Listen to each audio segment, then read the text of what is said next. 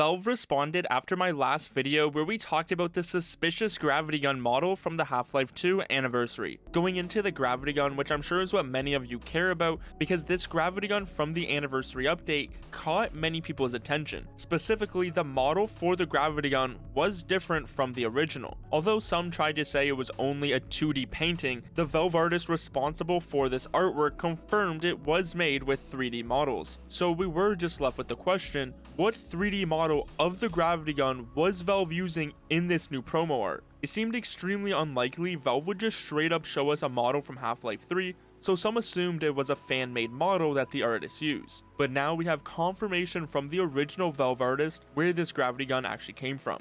I guess some people are wondering where the new Grav Gun model is from.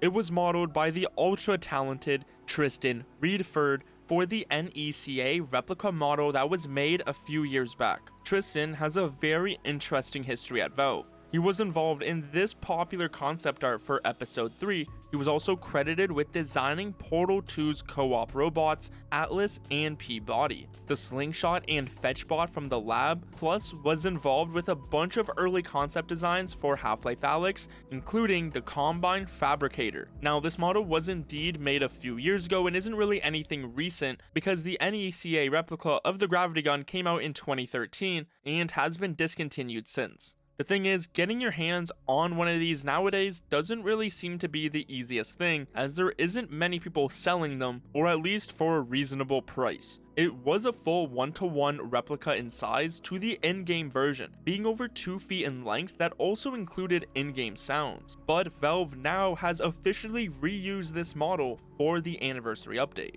It's overall just great to see how open Valve is right now. We were left wondering where this Gravity Gun model came from, but now we know. A Valve artist designed this model for the NECA replica, and now it's being used in this artwork, which is why it seems different from the original model in Half-Life 2. Of course, it would seem wild for Valve to just share an early HLX model in the Half-Life 2 anniversary artwork, but it was also clear that this Gravity Gun wasn't the original, so it's nice that the Valve artist gave an answer and the mystery is solved. I'm sure there will be a lot more Valve shares in the Raising the Bar 2 that will hopefully be released by this time next year. Valve confirmed it will be coming into print in 2025, so we'll have to see when that ends up. As well, Entropy 02 Axon Pariah has received its first dev update, letting us know that Chapter 1 is completed, including the intro and all of the choreographed sequences. Redman gave us a few details about this first chapter, including how the Combine put a prison inside of the prison, while Wilson's escape plan involves breaching some kind of strange Combine stasis field to enter a zone of study and research. There are deadly razors, killer fans, pitfalls, angry analysts, and husks. Plus, there's even modified purple antlion. It's a bit of a darker contrast to the trigger-happy Cyclops adventure of EZ2. There's also a new weapon called the Stasis Grenade.